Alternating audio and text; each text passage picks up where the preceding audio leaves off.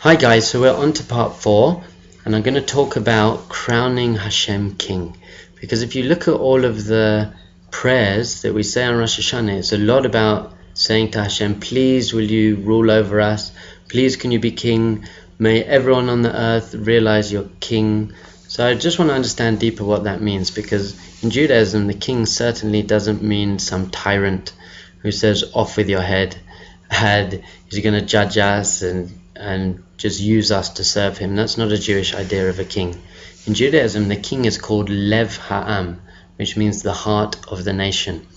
And what that means is that a heart is actually empty. It's just an empty cylinder, and what the heart does is it pumps the blood to the rest of the body. That's the whole purpose of the heart. So in Judaism, the role of the king isn't to get people to serve him or have his own needs served. His role is to make sure the nation is getting the best and getting the most out of life and getting the most meaning out of life.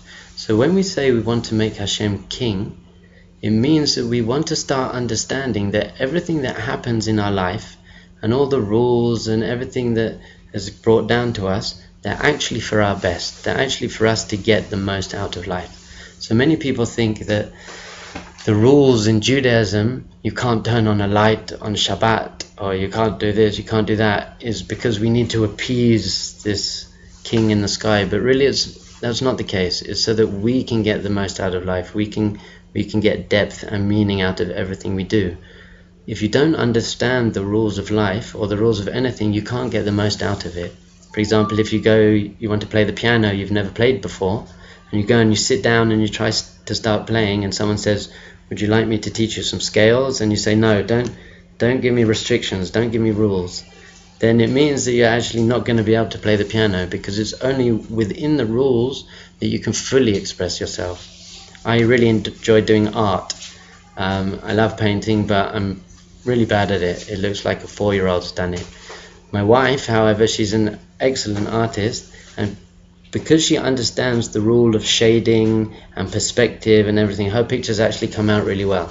So once we understand that all the rules from the king are for our best, just so that we get the most out of life, then we can start understanding that everything that happens in our life, even the struggles and even the pain, is really for the best. Actually, it's especially the struggles and pain, because it's through those things that we really grow as people.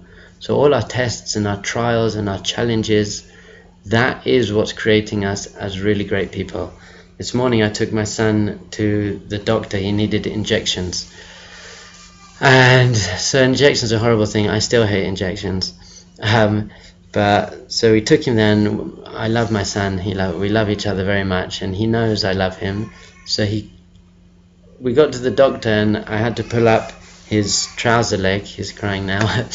Just thinking about it, but pulled up his trouser leg, and the doctor stuck a needle in his leg, and it was unbelievably painful for him, and he cried and cried and cried, and he just couldn't understand why I would possibly let someone do that to him. Now, there's an idea in life that if you have pain, but you can understand why you have the pain, there's meaning behind the pain, it's not suffering.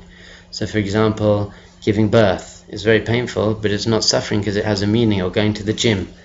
It's painful, but it has meaning. So it doesn't have to be suffering once you know the meaning. But with my son, not only was it very painful, but he couldn't even really understand the meaning behind it. So he must have thought I hated him or something crazy. But really, from my consciousness, my perspective, I knew that it's actually the injection that's the best thing for him. It's saving his life. So this idea of saying Hashem is the king is this idea that everything in life, even the painful things for us, and even if I can't find the meaning in them at the moment, is really for the best.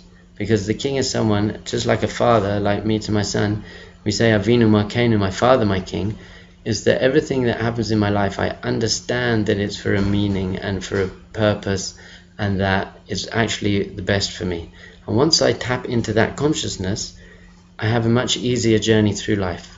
I have less suffering, because even if I don't fully understand why this painful thing's happening to me, once I trust that it's coming from a source that loves me and wants the best for me, I can really deal with it in a much more positive and powerful way.